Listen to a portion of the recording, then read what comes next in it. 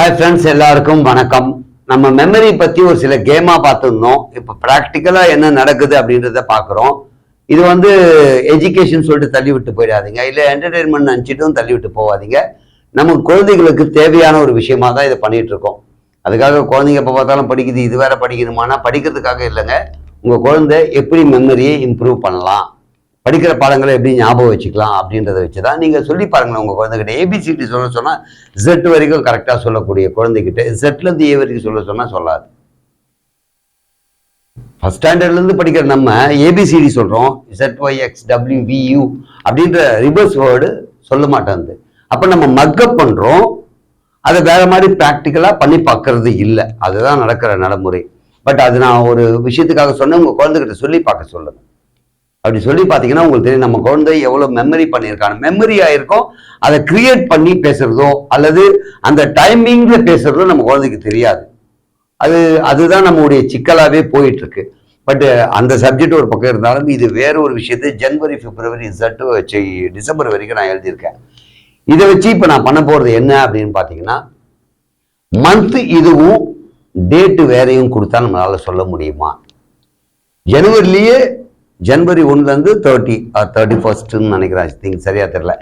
அது வரைக்கும் நம்ம சொல்ல முடியும், ஜனவரி 1, ஜனவரி 2, ஜனவரி. ஆனால் மந்த்து இது, டேட்டு வேற. அது எப்படிதான் டேட்டு வேறன்னா அது நீங்கள் இப்போ ப்ராக்டிக்கலாக பார்த்தீங்கன்னா தெரியும். அப்படி ஒருத்தரால் சொல்ல முடியுமா?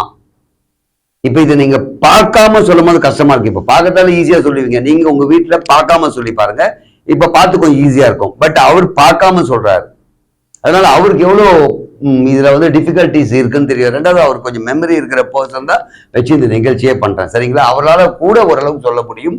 நம்ம குழந்தைகளோ அல்லது நம்மளோ சொல்றது கஷ்டமா இருக்கும். மிஸ்டர் சதீஷ், வணக்கம் சதீஷ். வணக்கம் சார்.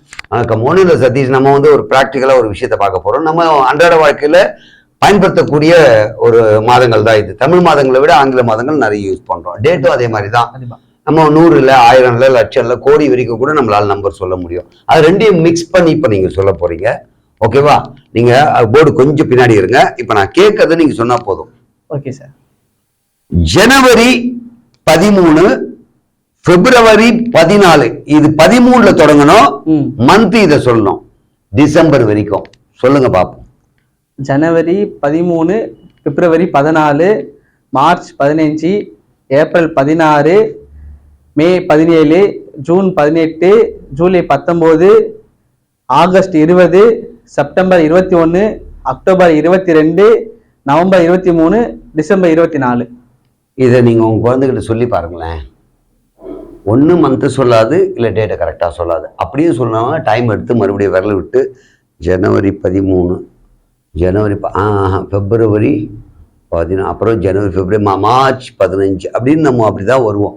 இது எதுவும் சொன்னால் இது குறைபாடாக சொல்லலை, இது எல்லாருக்குமே இருக்கிற ஒன்று. அதுலேருந்து இப்படியெல்லாம் பண்ணால் நம்ம குழந்தைங்க ஆக்டிவாக இருக்குன்றதுக்காக தான் சொல்கிறேன் தவிர உங்கள் குழந்தையை குறை சொல்வதற்கோ அல்லது படிக்கிற படிப்பு தவறுனோ அப்படிலாம் நான் சொல்லவே இல்லை. அப்படி சொல்லவும் முடியாது. நம்ம அப்படியே வழி வழியாக படிச்சுட்டு வந்தோம். இந்த மாதிரி விஷயங்கள் நம்ம ப்ராக்டிஸ் பண்ணால் நம்மளால் எல்லாத்தையும் டேக்கிள் பண்ண முடியும். ஒரு விஷயத்த படிக்கும் போது அப்சர்வ் பண்ணுறது, அது எந்த ஆங்கிளில் கேட்டாலும் நமக்கு சொல்கிறதுக்கு வரணும். நான் இப்படி தான் ஆர்டராக சொல்லுவேன்னா நடுவில் மிடில் கேட்கும் போது நம்மளால் சொல்ல முடியாமல் போகிறதுக்கு காரணம் இதுதான். அதனால நான் சொல்றேன், நீங்க உங்க குழந்தைக்கு எல்லா ஆங்கிள்லையும் எல்லா விஷயத்தையும் நீங்க சொல்லி கொடுத்தா மட்டும்தான் முடியும். இது ப்ராக்டிக்கலா லைஃப்ல எப்படின்னா, ஒரு குழந்தைகிட்ட நம்ம பேசும்போது நிறைய விஷயங்கள் சொல்றோம். நீ என் ஆங்கிள் இருந்து பாரு அப்படின்றத நம்ம குழந்தைக்கு சொல்லணும். நம்மளுடைய கஷ்டத்தை சொன்னாலும் சரி, இன்பத்தை சொன்னாலும் சரி, நான் எவ்வளவு கஷ்டப்பட்டு சம்பாதிக்கிறேன் அப்படின்றதுக்கு ஒரு சிம்பிளான ஒரு விஷயம் சொல்றேன். உங்க குழந்தைகிட்ட ஒரு நல்ல பழக்கம் உருவாக்கணும், சேமிப்பு அப்படின்ற ஒரு விஷயத்த உருவாக்கணும்னா, 1ஆம் தேதி 1 ரூபா கொடுங்க, 2ஆம் தேதி 2 ரூபா கொடுங்க, 3ஆம் தேதி 3 ரூபா கொடுங்க ஒரு மாசத்துல. அப்போ ஒவ்வொரு டேட்டுக்கும் அந்த எண்ணுக்குரிய அமௌண்ட்டை கொடுத்து போட சொல்லுங்க. முடிந்தால் நான் சொல்றது போட்டுக்கிட்டே வாங்க. அப்போ 30ஆம் தேதி உங்ககிட்ட 30 ரூபா வாங்கி போறோம். நமக்கு ஒரு பெரிய விஷயமா தெரியாது, ஏன்னா 1 ரூபா 2 ரூபா. அப்போ சேமிக்கும் பழக்கம் வருது ஃபர்ஸ்ட் குழந்தைக்கு. இன்னைக்கு 5ஆம் தேதி நான் எங்க அப்பா கிட்ட வாங்கி கொடுக்கணும், எங்க அம்மா கிட்ட வாங்கி போடணும். சேமிக்கும் நல்ல பழக்கம் உருவாகும். செகண்டரி, அந்த ரூபால, அந்த ஒரு மாசம் சேர்ந்த ரூபால அது எவ்வளவோ அதை கூட்டி பார்த்தீங்கன்னா தெரியும். அந்த அமௌண்ட்டுக்கு கடைக்கு குழந்தைய கூப்பிட்டு போங்க. அந்த அமௌண்ட்டுக்கு என்ன பொருள் வரும்னு பார்த்துக்குங்க. ஆனா அந்த பொருள்கிட்ட கூப்பிட்டு போகாம அதை விட அதிகமா இருக்கிற பொருள்கிட்ட கொண்டு போய் நிறுத்துங்க. குழந்தைகிட்ட ஆசைப்படும், கேட்கும். உங்ககிட்ட இருக்கிற காசுல வாங்கி தரமான்னு சொல்லிட்டு அந்த குழந்தைய கிட்ட வாங்கி எண்ணி பார்த்தா குறைவா இருக்கு, அப்படி இன்னும் பணம் சேர்க்க வேண்டியிருக்கு. அப்ப அந்த பொருளுடைய விலை நான் சேமித்ததை விட அதிகம் நினைக்கும் போது அந்த குழந்தை நான் இன்னும் சேர்க்கணும், அது வாங்கணும்னா நான் சேர்க்கணும். அப்ப அந்த குறிக்கோள் குழந்தைக்கு மாறும். நான் ஒண்ணு அடையணும்னா இவ்வளவு சேர்க்க வேண்டியிருக்கு. ஒண்ணு, ஒருவேளை நீங்க அடுத்ததா அந்த குழந்தைக்கு இல்லம்மா நான் வாங்கி தரேன்னா, அப்ப அப்பா எத்தனை நாள் சேர்த்து வச்சா நமக்கு வாங்கி தரார்? நான் 30 நாள் சேர்த்து வாங்க முடியாதத அப்ப எனக்கு 60 நாள் ஆகுது அந்த பொருள் வாங்கறதுக்கு, இவ்வளவு அமௌண்ட் நான் சேர்க்க வேண்டியிருக்கு. அப்போ எங்க அப்பா 60 நாள் சேர்த்த பணத்துல எனக்கு வாங்கி தரார். அந்த பணத்தினுடைய அருமை புரியும் குழந்தைங்களுக்கு.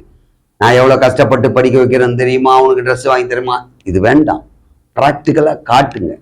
அதுக்காக சோறு போடாம துணியத்து கொடுக்காமலாம் இருக்க சொல்லலை, அதெல்லாம் செய்யுங்க குழந்தைகிட்ட, நான் வேண்டானே சொல்லலை. ஆனால் இப்படி பிராக்டிக்கலா காமிக்கும் போது அந்த குழந்தை நிச்சயமாக ஒரு பணத்தின் மதிப்பும் தந்தை தாயினுடைய அருமையும் கண்டிப்பா தெரியும். இப்போ பணத்துடைய அருமை தெரியுது, அம்மா பார்த்தீங்கன்னா சேமிக்கிற பழக்கமும் வரும். ஒரே விஷயம் தாங்க, பெருசா நீங்க 10,000 ரூபாய் டெபாசிட் பண்றேன் பிக்சட்ல, நத்திங். அப்பெல்லாம் ஒன்றும் பண்ண, 1 ரூபா 1ஆம் தேதி, 2 ரூபா 2ஆம் தேதி, 3ஆம் தேதி 3 ரூபா, அப்போ ஒரு மாசத்துக்கு தேவையானது நீங்களே எடுத்து வச்சிருங்க. டெய்லி அதை மட்டும் கொடுத்துட்டு வாங்க. அப்ப அந்த குழந்தைக்கு எங்க அப்பா இவ்வளவு பணம் கொடுத்தார், எங்க அப்பா இவ்வளவு பணம் கொடுத்து நான் வாங்கினது, எனக்கு செல்ஃப் கான்பிடென்ட்டா நான் வாங்க முடியும்ன்ற தன்னம்பிக்கை, ஒரு நான் சேர்த்து வச்சா நான் வேண்டிய பொருள் வாங்கிக்க முடியும்ன்ற தன்னம்பிக்கையும் சேர்ந்து வரும். ஸோ ஒரு சேமிப்புல இவ்வளவு விஷயம் அடங்கி இருக்கு. அதனால நம்ம குழந்தைக்கு பணத்தினுடைய அருமை தெரியல, தாய் தந்தையருடைய அருமை தெரியல, சேமிப்புனா என்னன்னு தெரியல, பணம்னா என்னன்னு தெரியல, குறிக்கோள்னா என்ன தெரியல, இது அனைத்துமே ஒரே வட்டத்தில் கொண்டு வர முடியும். அந்த ஒரு வட்டம் தான் இது. இது போல நிறைய பேர் நிறைய விஷயம் சொல்லியிருப்பாங்க. நான் ஒன்றும் பெரிய ஞானியோ பெரிய புத்திசாலியோ அறிவாளியோ கிடையாது. நான் பிராக்டிக்கலா பார்க்கக்கூடிய விஷயங்கள், செய்யக்கூடிய விஷயங்கள். நான் ஒரு பர்த்டே போறேன்னா எல்லாருமே என்னென்னமோ வாங்கி தருவாங்க. என்னை பொறுத்த வரைக்கும் ஒரு குழந்தைக்கு நான் பர்த்டே என்ன மெயினாக போகிறது, ஒரு உண்டியல் வாங்கி போய் கொடுத்துருவேன். அந்த குழந்தைக்கு அதுல இருந்தாவது ஒரு நல்ல பழக்கம் வரட்டும், சேமிக்கும் எண்ணம் வரட்டும் அப்படின்றது என்னுடைய பழக்கம். அப்ப அது போல அந்த விஷயத்தை நம்ம புகுத்தாம ஃப்ரெண்ட்லியா குழந்தைகிட்ட இந்த விஷயத்தை கொண்டு போனால் வளர்ச்சி வரும். நான் தான் சொல்றேன், இந்த பணம் சேமிப்புன்றது வெறும் சேமிப்பாக நினைக்காதீங்க. உண்மையிலேயே குறிக்கோள், சேமிப்பு, பணத்தினுடைய அருமை, தாய் தந்தையருடைய அருமை, குறிக்கோளை எட்டும் எண்ணம், தினமும் நான் சேமிக்கின்ற ஒரு பழக்கம். தினமும் எப்பெல்லாம் கிடைக்குதோ போடல, டெய்லி அது ஒரு கடமை. நான் 1 ரூபா போடணும், அந்த கடமை. அப்போ எனக்கு டெய்லி நான் இதை பண்ணணும். இப்படி நிறைய விஷயங்கள் ஒன்றுத்திலேயே சொல்லித்தர முடியும்ன்றது என்னுடைய நினைப்பு. ஒருவேளை தவறா இருந்தா கமெண்ட் பண்ணுங்க. சதீஷ் வாங்க. சதீஷ், இவருடைய குறிக்கோள் நிறைய இருக்கு. இவருடைய படிப்பு மிகப்பெரிய லெவல்ல படிச்சு பள்ளியிலேயே 2வது மதிப்பெண் பெற்ற ஒரு நபர். இவருடைய குறிக்கோளை நோக்கியே பயணம் போயிட்டு இருக்கு. இவர் மெமரி ஜாஸ்தி, இப்பவே பார்த்துருப்பீங்க. இவருடைய நிகழ்ச்சியை நான் தொடர்ந்து பண்ணி போட்டுட்டு தான் இருக்கேன். இவருடைய குறிக்கோளை நோக்கி பயணம் செய்யும் போது இவர் நடிகராகணும் அப்படின்ற ஒரு ஆசை. என்னுடைய சேனல்லையும் நடிச்சிருக்கார். நான் ஒரு காமெடி ஷோ பண்ணும்போது இவருக்கு போலி விற்கிறார் அப்படின்னு சொல்லியிருப்பேன். போலி பருப்பு விற்கிறார், போலி தேங்காய் விற்கிறாருன்னு போலீஸ் ஸ்டேஷன்ல நான் கூப்பிட்டு வந்து இவரை வச்சிருப்பேன்.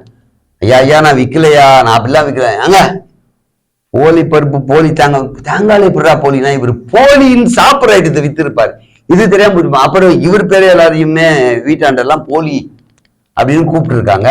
ஸோ அந்த ஒரு நிகழ்ச்சியிலேயே இவருக்கு ஒரு பேரும் ஒன்று கிடைச்சிருக்கு. வருங்காலங்களில் இன்னும் நிறைய ஷோஸ் பார்ப்பீங்க, நிறைய மகிழ வைப்பார் அப்படின்ற பெரிய நம்பிக்கையோட உங்களுக்கு இந்த தகவலையும் சொல்லிக்கிறேன். நடிக்கிறவங்களுக்கு வாய்ப்பு தரலாம் தயவு செஞ்சு நினைக்காதீங்க. என்னால் முடிஞ்ச வரைக்கும் நிறைய பேர் கொடுத்துட்டு தான் இருக்கேன். அண்மையில் எனக்கு சில பல வேலைகள் இருக்கிறதால நான் கொடுக்குற ஆளுக்கே தான் கொடுத்துட்ருக்கேன். புது ஆட்கள் கொடுக்கலன்னு நினைக்க வேண்டாம் ப்ளீஸ். என்னால் முடிஞ்ச வரைக்கும் எல்லாருக்கும் வாய்ப்பு தருவேன். இந்த நிகழ்ச்சி உங்களுக்கு பயனுள்ளதாக இருக்கும் முழுமையான நம்புகிறோம். தேங்க்யூ சதீஷ், மிக்க நன்றி. தொடர்ந்து பயணிப்போம். தேங்க்யூ, டேக் கேர், பாய்.